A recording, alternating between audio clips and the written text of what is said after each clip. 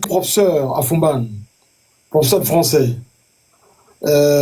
Cabral Libi peut mieux faire. Un peu naïf, mais peut mieux faire. Ok. Pour ceux qui envoient les demandes, ne vous inquiétez pas. C'est la dernière rubrique du live. Vos demandes vont être prises. Ne vous inquiétez pas. Alors, Akeremuna. C'est un opportuniste. Il disparaît, le réapparaît à chaque veille d'élection. C'est un excellent avocat, mais il ne faudrait pas que les Camerounais confondent la notabilité au fait d'avoir un projet de société. Ici, il a son patronyme, je n'ai rien contre, mais voilà, sans plus. Moi, ce n'est pas un homme politique. Voilà. C'est un bon avocat, c'est ce qu'on appelle un notable installé, membre de l'establishment, mais ce n'est pas un homme politique. D'accord. Avant-dernière personne, le professeur Baïbek. Euh, il pourrait être un bon activiste. Pour moi, c'est pas un homme politique. Il n'a pas, comment tu appelles ça, du tact. Il y a des choses qui se disent en public et il y a des choses qui se disent en privé. Et il faut avoir une certaine mesure, une certaine tenue comportementale. Voilà. Donc moi, je vais pas le mettre à la tête de mon parti, quoi. D'accord. Il est bien pour amuser la galerie, voilà. D'accord. Le professeur Maurice Kamto. Mais c'est l'homme de l'avenir. C'est l'homme de l'avenir.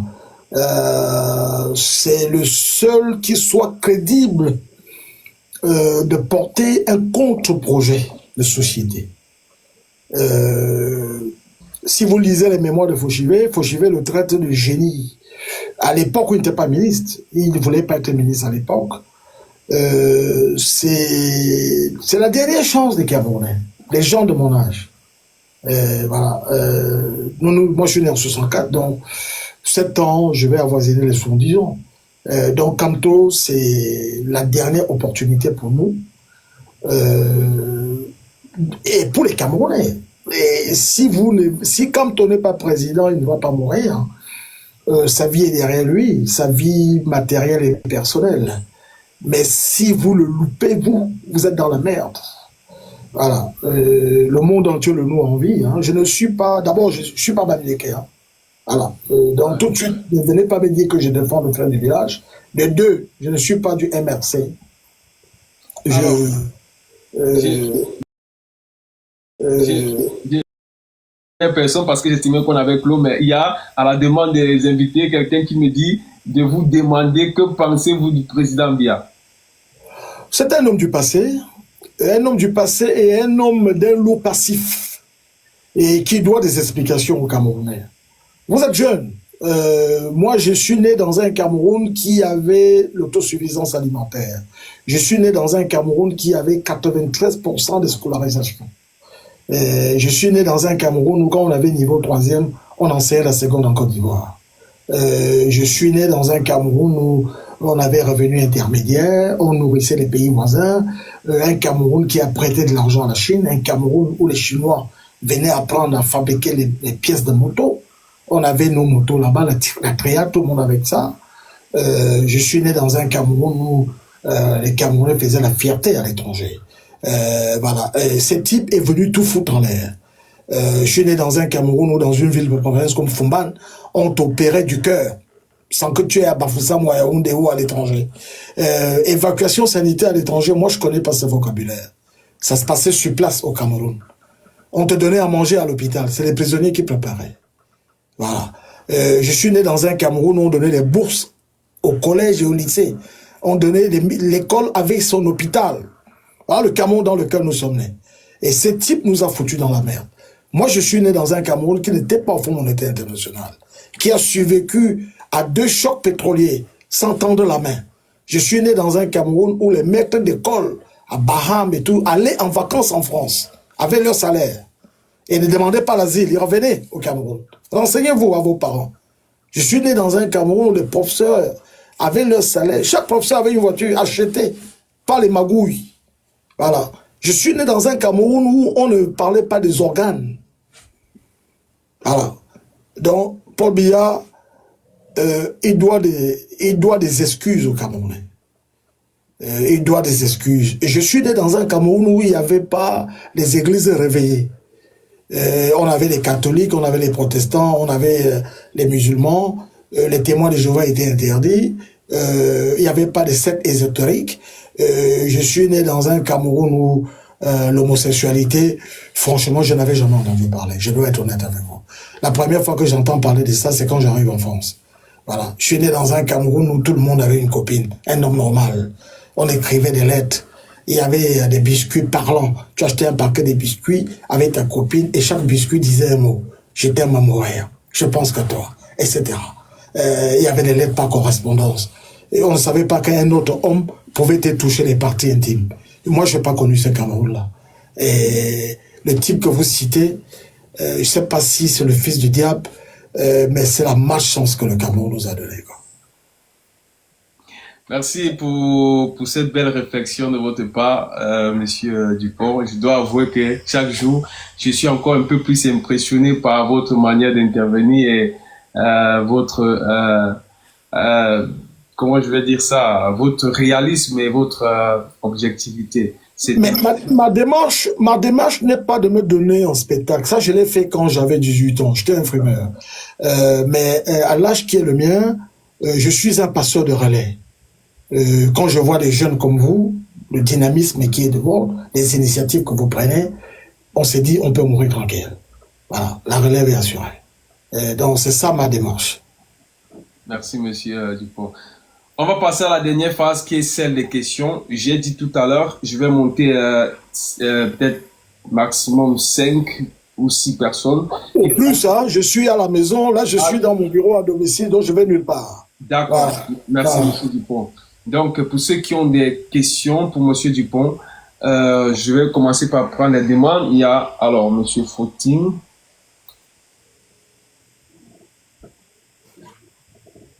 Bonsoir Monsieur Fautin, bienvenue. Oui, bonsoir l'Europiana et bonsoir appuyé et vraiment des salutations respectueuses au docteur Jean-Pierre Dupont. Non, je suis pas docteur. D'accord. Ne me prêtez pas des titres. Et puis vous savez, les docteurs, les agrégés ont fait beaucoup de mal au Cameroun. À notre pays, en Afrique. Oui. Voilà. Appelez-moi pas mon nom de prénom. D'accord, très bien, mais ça me convient. Je l'ai vu mentionné par quelques personnes, donc ne vous connaissant pas, j'avoue, hein, je vous découvre. C'est une agréable surprise de ma part de me rendre compte qu'on a encore des personnes qui maîtrisent à ce point l'histoire politique de notre pays, qui sont en mesure de la restituer avec autant de précision. J'ai confirmé un certain nombre d'arguments que vous avez avancés, surtout que j'ai tenu moi-même un live sur ces questions il y a à peine 2 jours. Où je démontrais documents à l'appui avec un certain nombre d'éléments comme les ouvrages de Claude Tardy, comme des ouvrages du Centre des archives diplomatiques de la Courneuve-Aubervilliers que je filme régulièrement. D'ailleurs, c'est le moment pour moi d'inviter ceux qui sont à Paris et environ à y aller. Il y a les archives diplomatiques à la Courneuve-Aubervilliers. Vous pouvez trouver des tonnes de documents sur le Cameroun, très intéressants sur le côté. Les archives militaires aussi, ça existe. Il y a tous ces endroits, c'est gratuit, c'est ouvert, donc je ne manque pas de le rappeler. Donc je disais, pour moi en tout cas personnellement, ça a été très passionnant parce que j'ai reconfirmé beaucoup d'éléments que j'avais déjà évoqués, notamment ceux qui indiquent que depuis la période allemande, les travaux forcés et des personnes qui sont arrachées à différentes parties du Cameroun, principalement à l'ouest, pour aller travailler dans le Mungo, sont des pratiques qui se mettent en place, contre lesquelles les gens s'insurgent et commencent des revendications, des fuites aussi, des fugues de la zone pour essayer d'échapper à ces pratiques-là. Donc c'est pour moi en tout cas un très grand plaisir d'avoir écouté tout ce que vous avez pu rajouter au peu d'éléments que moi j'avais déjà aujourd'hui sur cette histoire-là. J'étais monté principalement pour un point, celui que vous avez mentionné qui me semble capital et que les Africains perdent régulièrement de vue, à savoir la réforme de nos systèmes politiques, les systèmes de gestion de nos États qui fonctionnent principalement sur le modèle occidental, alors que nos spécificités pourraient nous permettre d'arriver à des solutions qui soient adaptées à nos cultures, à nos peuples, à nos civilisations, à nos mœurs même d'ailleurs. Et j'allais dire, en tant que moi militant du mouvement pour la renaissance du Cameroun, dont je suis membre, je suis en France et je fais partie d'un bureau du MRC en France, que dans notre programme de gouvernance, il y a un aspect qui répond à ce besoin-là. C'est l'assemblée des autorités traditionnelles. Au niveau des régions, au niveau des 10 régions. Cette assemblée a 2 rôles dans le programme de gouvernance du MRC. Un rôle consultatif, donc on les consulte simplement sur des questions de développement. Donc quand il s'agit de savoir de quoi avez-vous besoin ici pour le développement, c'est les autorités traditionnelles qu'on consulte, mais à ce niveau-là, ils consultent seulement, ils donnent un avis consultatif et qui ne s'impose pas, mais qui donne les orientations, parce que les besoins au nord du Cameroun, à l'extrême nord, ne sont pas les mêmes que à l'ouest ou dans le littoral. Les besoins sont différents d'une région à l'autre, donc ce sera à ces chefs, ces autorités traditionnelles-là, de décider et de dire, de donner des indications pour guider la politique de développement matériel qui doit être appliquée dans leur région. Premier point. Deuxième point, et c'est là où ça rejoint totalement ce que vous disiez, c'est que d'un point de vue justement des coutumes, des traditions, des mœurs qui vont être respectées et d'un certain nombre de lois qui vont être respectées dans la région, ils ont un pouvoir décisionnaire. Décisionnaire, ça veut dire que les décisions que ces chefs, ces autorités traditionnelles vont prendre vont s'appliquer.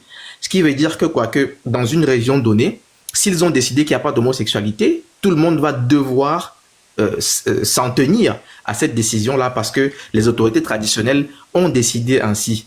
Donc, c'est la double fonction qui sera donc attribuée aux autorités traditionnelles pour ramener justement dans la manière de nous gouverner et de fonctionner nos cultures, nos spécificités, nos lois, nos coutumes, nos mœurs, afin de pallier véritablement à cette façon totalement, je dirais, erronée de vouloir copier ipso facto l'Occident dans tous les aspects de la gestion de la vie politique. C'était la précision que je tenais à apporter, qui rejoint un petit peu ce que vous suggériez et qui me semble être indispensable, surtout pour des personnes qui sont dans le panafricanisme et dans l'analyse des cultures et des traditions africaines pour comprendre ce qu'on peut tirer de bon dans notre passé pour se baser dessus pour évoluer.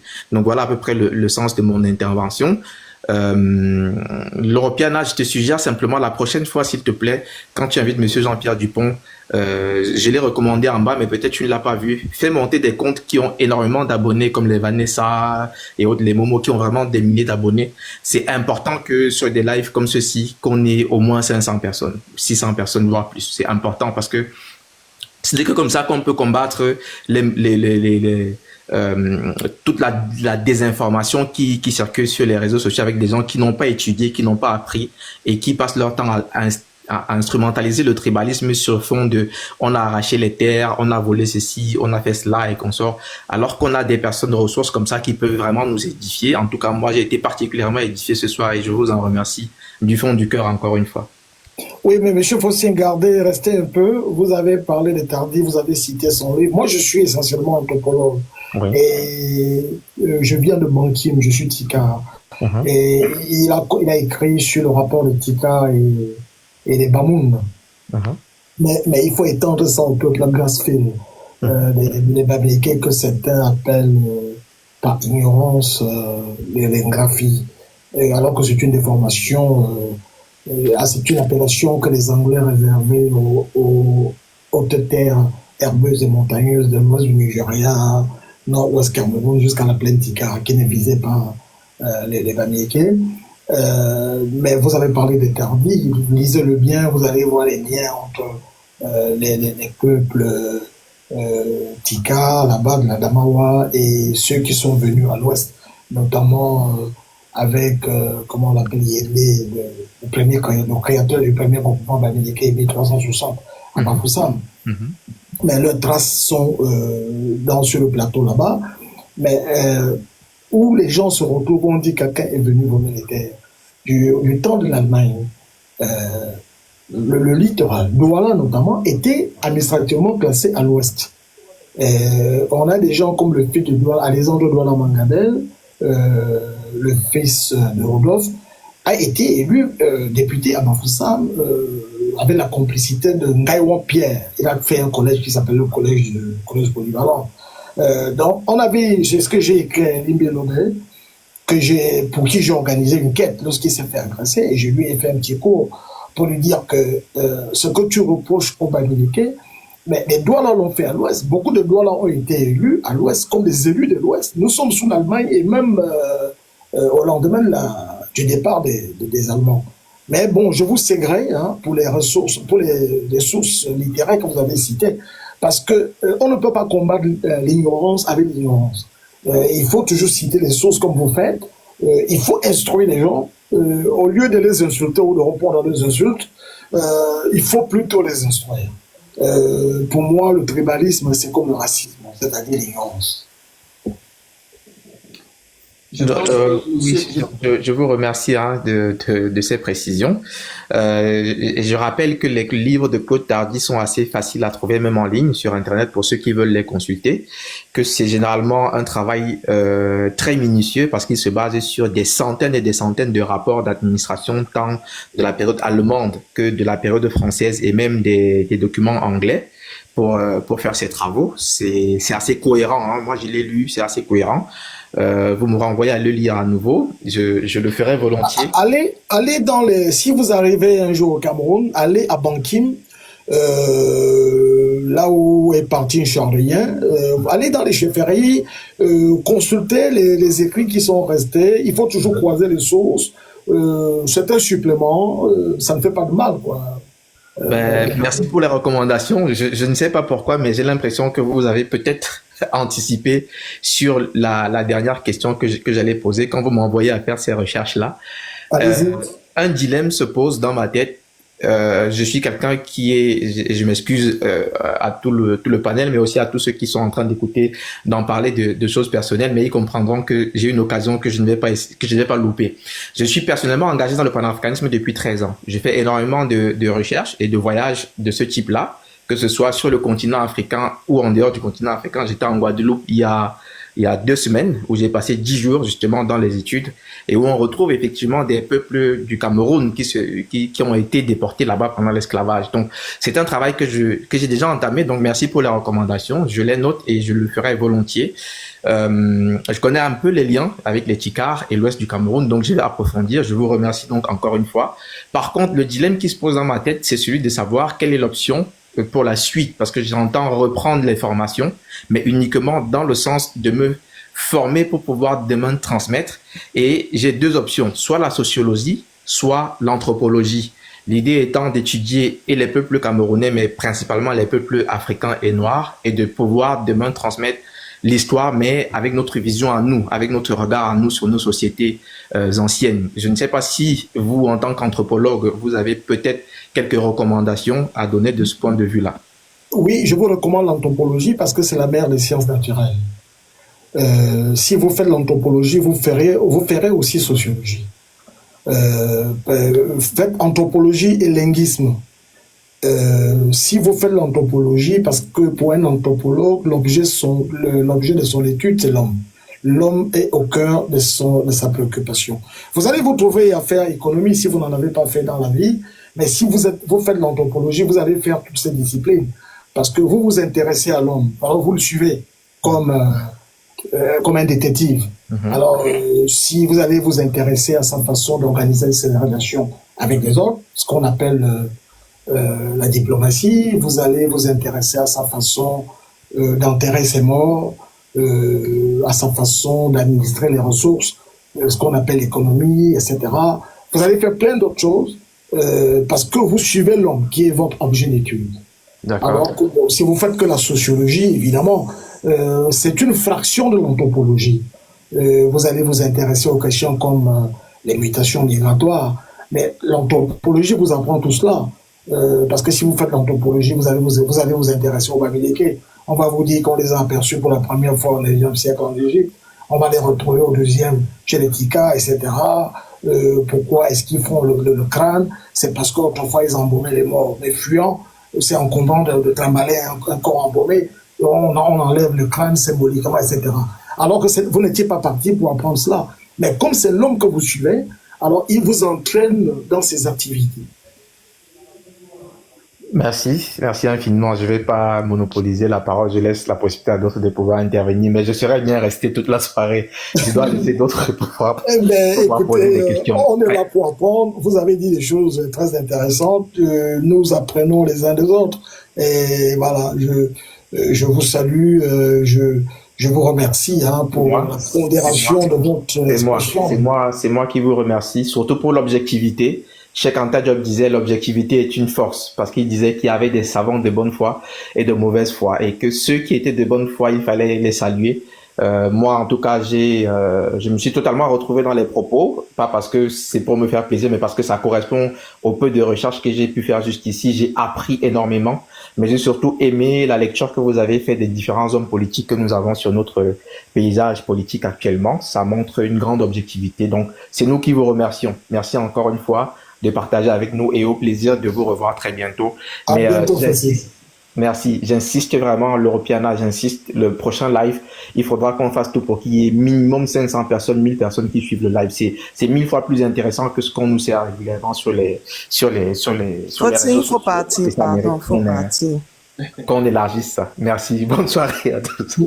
Je voudrais dire avant que Jean Chantal ne prenne la parole, j'aimerais dire quelque chose à la suite de ce que M. Fauting a dit. Moi, je travaille comme monsieur, et comme toi-même Fauting, ou Jean Chantal, ou M. Dupont, je travaille dans l'intérêt des auditeurs.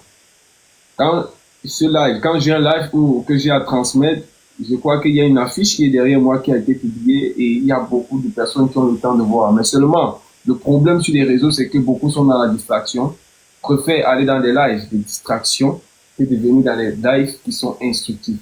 Ceux qui sont là, moi, j'estime que c'est des gens qui sont adeptes de la connaissance, qui sont intéressés par ce qu'on dit. Alors, ils ne restent pas malgré eux, mais restent de plein gré. Et pour moi, si au sorti de là, il y a 20 personnes qui ressortent de là avec une connaissance en plus, j'estime que j'ai fait mon travail. Monsieur Dupont estime qu'il a fait sa part. On aimerait bien, Monsieur Fauting, qu'il y ait des gens qui aient la masse, mais on ne peut pas forcer les gens sur les réseaux encore dans le contexte où on ne maîtrise pas. Ou alors on n'a pas comment je vais dire, un monopole sur l'outil informatique. Je descends, hein, Jeanne, mais la recommandation était la suivante.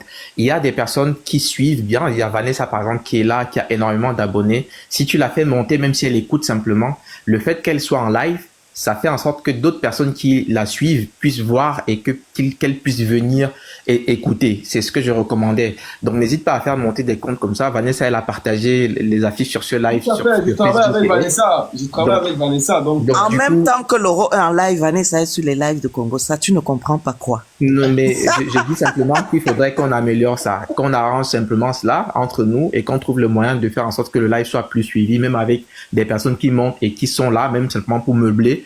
Mais le fait qu'on les voit connectés, ça ramène d'autres personnes qui les suivent. Ça, c'est important à mon sens. C'est la seule recommandation. Je pars. Sinon, Jeanne va D'accord. Je prends ton information en compte et je tiens à te rappeler que tu peux être aussi contacté dans ce but-là. Je suis mon dos ici, hein. Je sens que va éjecter Fauting. Je vous ai dit que si on l'arrête pas, on est là jusqu'à demain. On m'a posé une question. Qu'est-ce que j'ai fait? Non, ça c'est bon, là. Je t'ai assez entendu. Je suis disponible à 2000% quand M. Jean-Pierre Dupont revient parce que c'est de la connaissance et on ne peut pas perdre une occasion, une opportunité. Bonsoir encore, M. Jean-Pierre Dupont, et merci. Bonsoir, Fauting. Bonsoir. D'accord, ça marche alors. On fait ça, Fauting. À toi l'antenne, Jean Chantal. Je n'arrivais pas à démuter mon micro. Tu m'as fait un piège ou quoi, là? Non, j'ai pas touché ton micro. Bonsoir tout le monde. Bonsoir, Jean Chantal. Alors, moi, je suis montée parce que j'ai été très touchée par la petite note à Charles Lembé, qui était un ami de mon papa.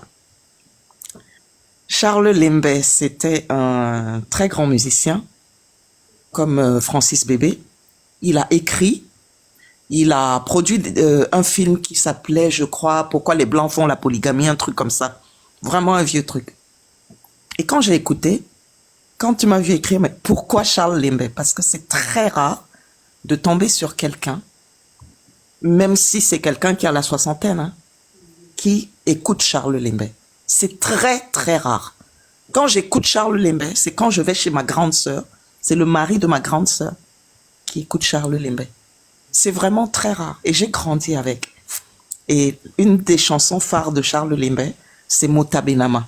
Je pense que Monsieur Dupont, Njemo Dipo Inobola Munti Mwawase. Njemo ya misosi na tabamo namo. Voilà. Qu'est-ce que nous sommes venus faire sur la terre? Pourquoi il y a tant de haine? Pourquoi il y a tant de guerre? Pourquoi tant de jalousie et de commérage? Voilà, c'est un peu, c'était vraiment un chanteur engagé dans les causes sociales, en gros. Mais franchement, donc j'étais très émue quand j'ai entendu Charles Lembé et je tenais vraiment à le dire. Ça prouve que Monsieur Dupont, c'est un homme qui a du goût, quoi qu'on dise. Merci. Voilà, Merci. en tout cas, merci beaucoup pour l'émission. Merci. Bonne soirée. Merci, Chantal. Merci. Merci. Alors, s'il y a plus de questions, on va pas retenir Monsieur Dupont parce qu'on a beaucoup d'autres programmes qu'on prévoit de faire dans le but toujours de vous instruire et nous allons prendre en compte la politique pour mobiliser un grand nombre de personnes pour qu'ils puissent écouter ce que Monsieur Dupont a dit parce que je trouve que ce que Monsieur Dupont a dit c'est du nectar, c'est du petit lait et donc c'est dommage que certaines personnes puissent rater cela à cause de la distraction. Sharon, ta question, tu peux envoyer ta demande pour monter et poser ta question. Encore 2 ou 3 minutes. Sharon, si tu veux poser ta question, tu peux envoyer ton... ok. Il y a Franck Ngekam qui a une question. Bonsoir Laurent, bonsoir Pierre. Bonsoir, monsieur Franck Ngekam. Merci. Bonsoir, Franck. Bonsoir, monsieur Pierre. Ce que je veux poser comme question, bon, c'est concernant la jeunesse. Parce que vous avez dit la jeunesse a eu beaucoup d'opportunités. Et est-ce que d'après vous, surtout la jeunesse du changement de notre pays, est-ce qu'ils sont conscients de la situation exacte de notre pays? Et est-ce que d'après vous, vous qui regardez la jeunesse, nous les jeunes, est-ce que nous sommes conscients franchement de la nécessité que les choses puissent changer vraiment à fond dans notre pays? Parce que tout à l'heure, on parle de la distraction. Si on parle du Congo-Sait ici, nous sommes à 2000 personnes. Mais quand c'est très important, on n'arrive pas à voir la jeunesse. Peut-être c'est moi qui interprète mal et j'ai envie de comprendre et de comprendre de comprendre ce que vous pouvez dire. Vous pouvez nous dire et votre constat. Merci. Alors, la question que vous posez, nous sommes à l'étranger. Ce sont des jeunes qui ont attiré mon attention sur le MRC et sur le professeur Kanto.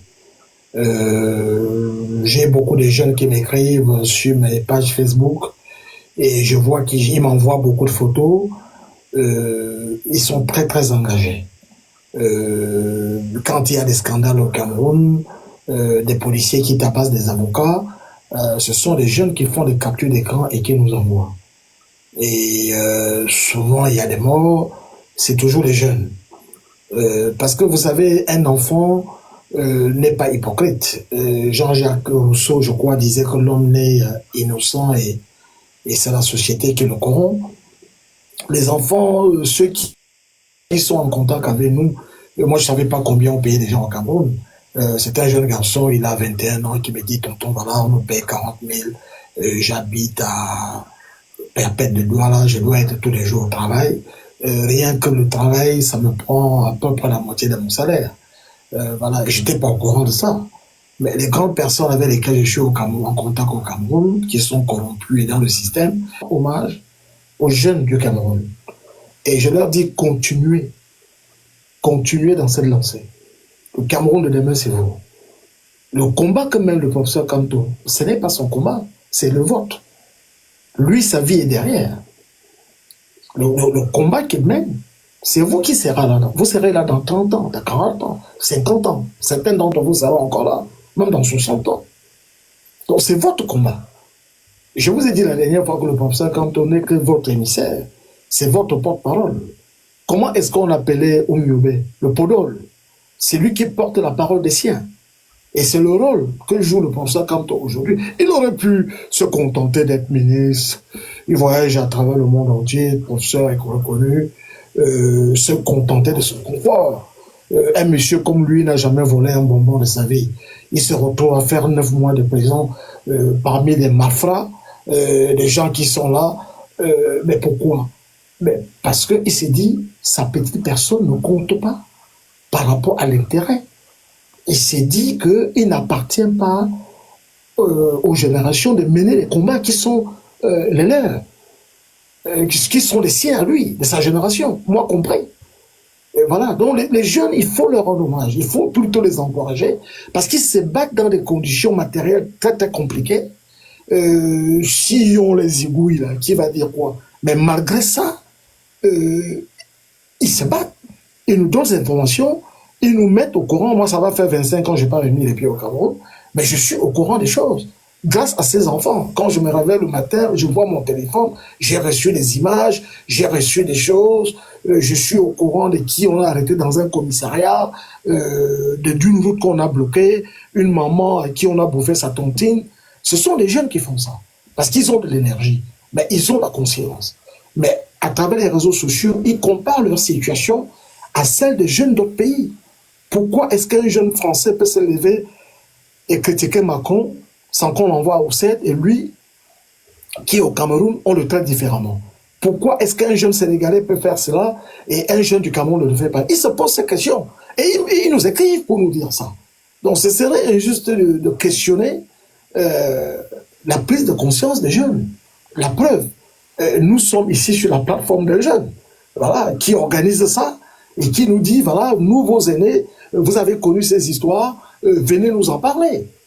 C'est une façon, c'est une autre façon de livrer le combat. Voilà, donc il faut les encourager. Je pense que les jeunes, pour répondre à votre question, sont conscients de cela. Et il faut leur rendre hommage. Parce qu'ils se battent la main attachée dans le dos. Merci beaucoup. Ça fait plaisir de vous avoir sur notre panel, votre panel. Merci bien, l'Europiana. C'est moi qui vous remercie, Monsieur Franck. Sharon, à toi l'antenne. Oui, bonsoir à tout le monde. Bonsoir à Monsieur Jean-Pierre Dupont. Bonsoir, Sharon. Ouais, je suis très heureux d'échanger avec vous ce soir. Je crois qu'on en a souvent eu l'habitude sur Facebook, je crois. Oui, je reconnais la voix. Ouais.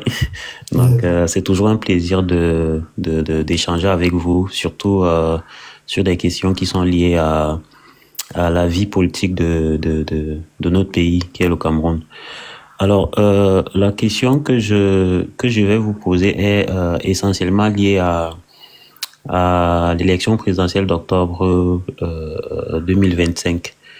Alors, les chiffres que nous avons eus par rapport à l'élection de 2018 montraient qu'on avait...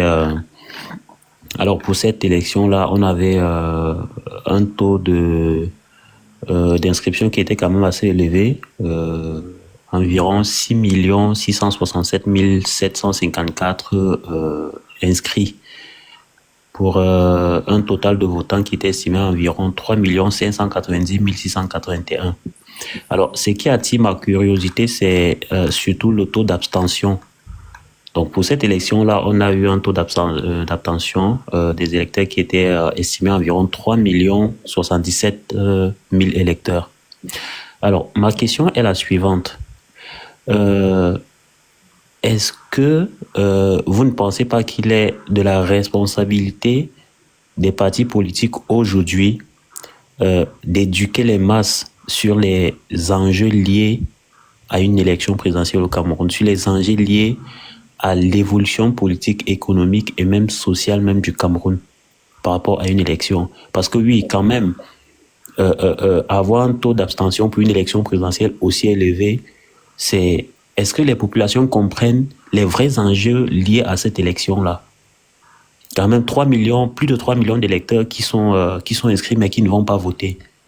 Est-ce que vous ne pensez pas qu'il est de la responsabilité des partis politiques d'éduquer les masses par rapport aux vrais enjeux liés à cette élection-là, sur la vie même de cette population?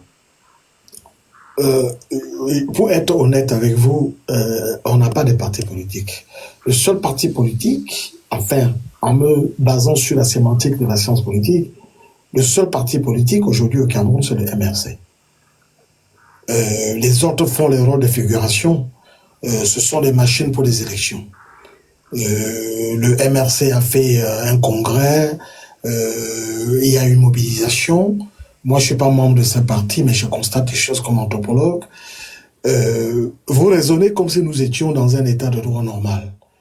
Vous avez un leader politique qui écrit un livre, il va le dédicacer, on empêche. Il peut pas rencontrer ses militants, etc. On mobilise. Mais il y a des gens qu'on empêche. Si vous faites allusion à l'élection de 2018, il y a des gens qu'on a empêchés d'arriver dans les urnes. Il y a des gens, c'est pour ça qu'à cette élection, nous avons dit aux gens, quand vous vous inscrivez, qu'on vous remette le récépissé. L'élection de 2018, il y a des gens qui s'inscrivaient, qui ne prenaient pas de récépissé. Ils étaient inscrits, mais ils n'avaient pas la preuve qu'ils avaient fait. Et c'est là où on est intervenu, vous et moi, on a fait ça l'année dernière, etc. Mais il y a le système met les bâtons. Parce que la façon dont vous vous exprimez, c'est comme si vous étiez en France ou au Royaume-Uni, où les gens disposent de la latitude, de la faculté de faire ce qu'ils ont envie de faire. Et nous sommes dans un système où on intimide les gens. Là, le MRC a des leaders en prison. On les soupçonne d'avoir voulu marcher. Comme si on est dans la tête des gens. C'est comme dire qu'on vous arrête pour complicité intellectuelle. Qu'est-ce que ça veut dire? On a ouvert votre crâne et on a vu que vous aviez l'intention de marcher. On est allé arrêter les gens chez eux. Vous pensez bien que... Moi, il y a des enfants qui m'écrivent ici, qui me disent, voilà, le gars nous a dit, c'est un voisin policier, il me dit, si tu vas t'inscrire, je vais te faire ci, je vais te faire cela. Donc, ce n'est pas aussi facile. Et puis, c'est dans leur intérêt. Ils ne vont pas le faire pour nous faire plaisir. Ils vont le faire parce que ça va changer leur vie. Lisez, je ne sais pas si vous connaissez le programme du MRC, lisez le programme du MRC. Ces enfants ne sont pas bêtes. Certains d'entre eux ont des masters et tout. Donc, ils peuvent au moins lire un programme politique. Ils savent que s'il y avait dans l'avènement d'un gouvernement de renaissance, ils en seraient les premiers bénéficiaires parce que leurs conditions de vie vont changer. Mais quand je dis cela, ça ne veut pas dire que le professeur Kamto va distribuer à chacun $1 million et une montre en or. Mais les conditions seront telles que vous aurez la possibilité de vous exprimer. On ne peut pas vous arracher votre marchandise. On ne va pas vous empêcher de concourir parce que vous n'appartenez pas à une certaine ère ethnique, etc. Donc les enfants, ils sont au courant de cela. Alors, maintenant, il y a, on va dire quoi, il y a des obstacles qu'on leur impose. Ça va de tout le monde. Ça va du policier, ça va à l'agent de l'ECAM, etc. Mais cette fois-ci, vous avez vu l'engouement avec lequel les gens veulent s'inscrire sur des listes. Et ça ne va pas se passer comme l'autre fois. Parce que oui, je vous ai dit l'autre fois que nous avons passé 7 ans inutilement, mais pendant 7 ans, on a appris. On a appris et on va faire les choses différemment.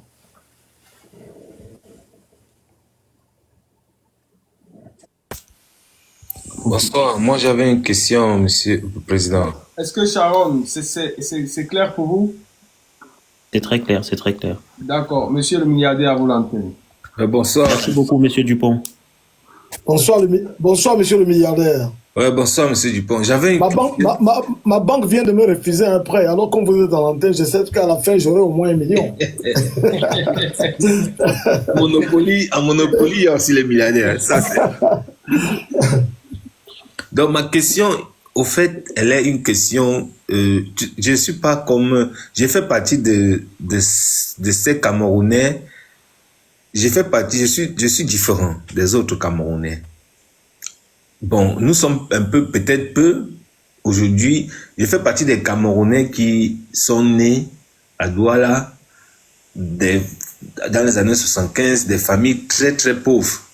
Venant de l'Ouest, on n'a quasiment rien eu. Nous, on a commencé à se débrouiller très tôt. Donc on a subi Pobia en plein fouet. C'est-à-dire, même pour accéder au CES, quand tu étais à Douala à mon époque, dans les années 90, ton père devait travailler au moins à ciment, mais gagner au moins 50 000 francs. Donc on fait partie des gens, des parents vraiment en dessous de ça que l'État a lésé. Donc je fais partie de ces Camerounais. J'ai subi Paul Biya. Rien du tout à mon âge. Il n'y a pas de souci. On a remonté la pente en allant à l'étranger. Voilà. Maintenant, ma question, elle est fondamentale. Les élections, c'est dans 6 mois. Voilà. Maintenant, ma question, elle est fondamentale. Les élections, c'est dans 6 mois. Les élections, c'est dans 6 mois. Je m'écoute quand je parle. Je ne sais pas si... Ma question, elle est fondamentale. Les élections, c'est dans 6 mois. Les élections, c'est dans 6 mois. Je ne sais pas si... Je ne sais pas si...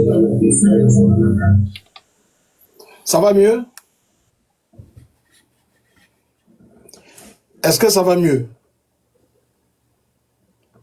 Bon. Voilà. Je ne sais pas si vous m'écoutez. On vous écoute parfaitement. Ouais, ça va. Donc, ma question, elle est ceci. Les élections, c'est dans 6 mois. Et Paul Biya a 93 ans. Est-ce que c'est même possible? Est-ce qu'on n'est pas en train de faire quelque chose d'extraordinaire, d'accepter même sa candidature, même si la loi permet? Est-ce que ce n'est pas... Déjà, c'est irréaliste d'accepter même que ce monsieur soit candidat. Deuxième question, c'est que, et si on accepte que ce monsieur soit candidat, sachant que ce n'est plus quelqu'un qui a le cœur, il n'a plus peur de rien. Eux, ils ont l'armée, ils ont le pouvoir, les préfets sont quasiment tous du RDPC. Si en octobre, ces gens se déclarent vainqueurs, qu'est-ce qu'on fait? Qu'est-ce qu'on fait? S'ils disent en octobre que moi, Paul Biya, 93 ans, je m'assois là, j'ai gagné. On fait quoi? Ça, c'est la question que je me pose. Merci. Alors, il y a plusieurs choses. Il y a la légalité. Est-ce que je suis audible encore? Il n'y a pas de problème. Hein. Il y a plusieurs choses. En sciences politiques, on a deux notions. On a la légalité et on a la légitimité. Alors, la légalité, c'est la conformité à la loi. Et la légitimité, c'est l'adhésion à un projet. Si la loi autorise Paul Biya à être candidat, ben qu'il le soit. Mais le problème, qui n'empêche pas les autres à l'être, sur des motifs fallacieux. S'il y avait une limitation d'âge par rapport à l'élection présidentielle, on appliquerait. Mais en l'état, il n'y a pas de limitation d'âge. On ne voudrait pas que le candidat de l'opposition gagne par défaut. Mais ce que les Camerounais exigent, réclament, c'est une compétition à chance égale, où on n'empêche pas quelqu'un d'autre d'être candidat au moyen d'un juridisme archaïque. Paul Biya, il peut être candidat, c'est son droit, la Constitution ne le lui interdit pas. Mais est-ce qu'il a le droit d'intimider les autres candidats? C'est ça notre souci. Mais quant à l'autre question que vous me posez, on va procéder par étapes. Et vous pensez bien que je ne vais pas vous répondre en mon vision, parce que là, vous me demandez de dévoiler une stratégie de combat. Nous avons notre petite idée. Une chose à la fois. Allons à l'élection présidentielle. Et on avisera ensuite. Voilà ce que je pouvais dire. D'accord, merci beaucoup, Monsieur Dupont. Et moi, en tant que Camerounais, je ne suis que attristé parce que arriver à ce qu'un papa de 93 ans soit candidat, ça fait mal. Ça fait mal. Mais nous le sommes tous. Moi qui vous parle, J'ai perdu deux de mes frères, je ne suis pas allé. J'ai perdu mes seules sœurs qui me restaient, je suis pas allé. J'ai perdu mon père, je suis pas allé. Vous pensez bien que nous sommes encore plus impatients que vous. Nous sommes en exil. Donc s'il y avait un changement positif, je ne retournais pas pour devenir ministre parce que ma vie est derrière moi. Mais j'irai déjà dans mon village, voir les miens. Donc nous tous, nous sommes dans ce cas de figure. Mais il y aura un changement un jour. Nelson Mandela, il a fait 27 ans de prison, il est sorti. On a des gens qui ont fait 40 ans en exil. Donc il ne faut pas désespérer. Mais nous, notre combat, c'est pour les plus jeunes. Nous sommes des passeurs de relais. Et j'ai dit aux jeunes, 42, 43 ans d'intermède dans la vie d'un peuple, c'est rien du tout. C'est absolument rien. Les hommes sont passagers et le Cameroun est éternel. Nous qui avons vécu sur Aïdio, le Cameroun était une prison à ciel ouvert. On ne savait pas que Aïdio allait partir un jour. Il est parti. Le ciel n'est pas tombé sur la tête des Camerounais, même si Biya a réduit ses pays, il l'a rendu ridicule. Lui aussi partira. Son système aussi partira. Et quand vous regardez l'histoire des grands empires, l'empire romain, l'empire mongol, tous ces empires, vous voyez les dictatures les plus implacables, Kadhafi, Mobutu, Ceausescu en Mauritanie, machin. Même le Portugal, jusqu'à très récemment, était une dictature, etc. Donc, il faut pas céder au découragement. Il faut pas céder au découragement. Un jour, les choses changeront. Mais il faut commencer quelque part. Et c'est ce que fait le professeur Kanto. On se comporte comme si Biya allait être correct après 2025. Alors, s'il ne l'est pas, on avisera en ce moment. Mais pour le moment, nous avons une élection présidentielle à préparer. Nous allons à l'élection présidentielle. Fermer, serrer les rangs. Chaque jour suffit sa peine. Merci beaucoup, Monsieur Dupont. Et c'est dans plus le temps passe, plus mon cœur bat de plus en plus. Je ne sais pas pourquoi. C'est dans 6 mois et voilà. Mais si il faut suivre ton cœur parce que tu risques de mourir et puis le jour de ta mort, on va te dire que voilà, il y a un gouvernement de la Renaissance. Parce que c'est en cela que la vie est formidable. Nul ne sait ce que nous réserve demain. Absolument personne. Vous avez au Sénégal quelqu'un qui est sorti de prison et qui a fait un président là. Quelqu'un qui est sorti de prison et qui est devenu président. Et oui, c'est lui qui l'a mis en prison et allé en exil. Oui. Voilà. Donc, la vie est belle parce qu'elle nous réserve des choses. Voilà. J'ai hébergé en Angleterre quelqu'un qui m'avait mis dehors quand j'étais en 6e au Cameroun, à 2h du matin. Tu vois. Voilà. Merci beaucoup, merci beaucoup. Voilà. Ouais, je vais descendre, merci. Et le prochain là, vous allez le faire quand? Demandez à l'Europiana, il vous dira. Vous serez informé. Je voudrais dire solennellement hein, devant les 128 personnes qui sont là, à chaque fois que vous manquez un live de l'Europiana avec Monsieur Jean-Pierre Dupont, vous ratez énormément de choses. Et moi, c'est la seule chose que je ne peux pas faire, c'est de vous forcer à assister à ce live. Il est ouvert lorsqu'il est sur TikTok, il est à la portée, la connaissance est à la portée de tout le monde. Mais si vous n'êtes pas là, je ne peux rien faire. Donc, le prochain live, je vais en parler inbox avec Monsieur Jean-Pierre Dupont et nous allons tomber sur une date et l'affiche sera communiquée pour tous ceux qui sont sur les réseaux. Vous aurez l'occasion de voir l'affiche. C'est ce que je peux dire. Pour clore ce débat, Monsieur Dupont, j'ai une dernière question pour vous. Et cette question, elle est très intéressante parce qu'elle a fait les choux gras de la presse et même de l'opinion publique.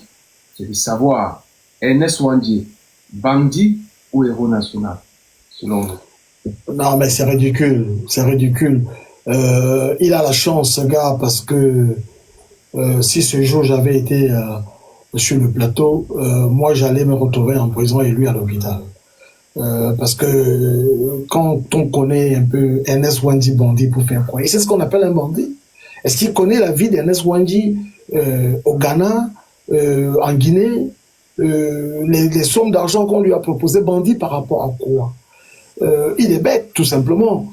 il y a eu un massacre des Bamileke à Tombel par les Bakossi, qu'on avait formés pour maltraiter les Bamileke qui étaient là-bas, parce qu'on soupçonnait les Bamileke de supporter la cause d'Ernest Ouandji. C'est la même chose qu'on fait aujourd'hui, où vous avez, quand il y a un problème, on dit voilà, les Bamileke doivent rentrer chez eux. Parce qu'il ne faut pas. Emma Basile l'avait fait. C'est la même chose, ça n'a pas changé. Il y avait un gouverneur de Boya. Il disait aux gens de Bamenda, comme il les appelle les Kamnongo, parce qu'ils ne votent pas pour Biya. Donc on avait ça. C'est ridicule. Je ne sais pas s'il connaît la définition de bandit. Ernest Ouandji n'était pas un bandit, c'était un homme d'État. C'était un homme d'État. Il avait connu Aïdjo à l'EPS de Yaoundé, école primaire supérieure. Aïdjo avait repris le concours, lui l'avait passé d'une fois. Quand il bandit pour faire quoi? Pour voler les goyaves là-bas. Ils ont monté les Bakossi pour commettre un génocide sur les Bamileke. Et il y a eu un génocide Bamileke à Tombel. Demandez à vos aînés. Lisez. Étudiez l'histoire. Ils ont tenté de monter les mots contre les Bamileke. En droit international, la description d'un génocide, c'est un groupe de personnes, une partie ou un groupe de personnes, visés pour ce qu'ils sont. Et on a tué des Bamileke parce qu'ils étaient des Bamileke. Et en droit international, ça s'appelle un génocide. Même s'ils étaient 6. Mais les ayant ciblés et tués parce qu'ils avaient cette qualité, c'était cela. Ils ont fait venir des Bamileke de force. Il y avait des compagnies françaises dans le Bamoutos, des grandes coopératives françaises qui donnaient de l'argent aux chefs traditionnels et on déplaçait des Bamileke, on les séparait de leurs femmes et on les amenait de force dans des plantations où on ne leur donnait rien. Et à un moment, on commençait à les payer avec la terre. Ils se sont installés, ils se sont établis, les Mbo avaient tout vendu et à un moment, ils réclament la restitution des terres qu'ils avaient déjà vendues. Les terres qui avaient déjà été exploitées, des plantations de café et cela. Mais c'était un litige qui allait jusqu'à l'époque d'Aïdjo. Parce que Samuel Eboa, et c'est pour ça que Aïdjo a porté son dévolu sur Aïdjo. Alors que Samuel Eboa avait la préférence de la femme d'Aïdjo. Et Aïdjo lui avait dit il est tribaliste. C'est Ofo-Boigny qui le raconte. Il vient au Cameroun en visite, il trouve qu'il y a un problème. Aïdjo est en train de dire à Samuel Eboa, nul ne peut gouverner le Cameroun sans les Bamileke. Parce qu'il y avait un problème de terre là-bas. Et c'est là où Ofo-Boigny avait dit, envoyez-moi les Bamileke en Côte d'Ivoire, je vais développer la Côte d'Ivoire en un mois sans les Français. Voilà. Donc il faut apprendre l'histoire aux gens. Il ne faut pas apprendre des faussetés. C'est ridicule. Ernest Ouandji bandit, ça sonne mal. C'était un homme d'État. Lui, il avait des projets. Il avait constitué un gouvernement dans le maquis. La même chose pour Oumioubé, quand on a pris sa serviette noire, sa sacoche, il y avait une liste, il avait déjà un gouvernement avec un projet. On dit Aïdjo a bien gouverné, oui. Aïdjo a commencé à implémenter son programme au lendemain de l'assassinat du dernier chef historique de l'UPC, en 1911. Mais qu'est-ce qu'il fait? C'est le programme, c'est le projet de l'UPC. C'est le projet de l'UPC qu'il applique, sans l'UPC. Mais ça ne va pas plaire à la France, parce qu'à un moment, Aïdjo va commencer à se défaire. Il va quitter la francophonie. Il ne fait pas partie du Commonwealth. Il va faire des choses. Mais ça, il applique le projet de l'UPC, et c'est ça qui va lui valoir le divorce avec la France. C'est ça qui va lui valoir le divorce. Parce que quand vous regardez les pays du Précaré, le Cameroun se comportait différemment. On n'allait pas à la francophonie, on n'était pas en FMI. Mais ça, ce sont des projets de l'UPC que Aïdjo appliquait. Et ça va lui valoir le divorce avec la France. Et c'est pour ça que la France va le remplacer par Paul Biya.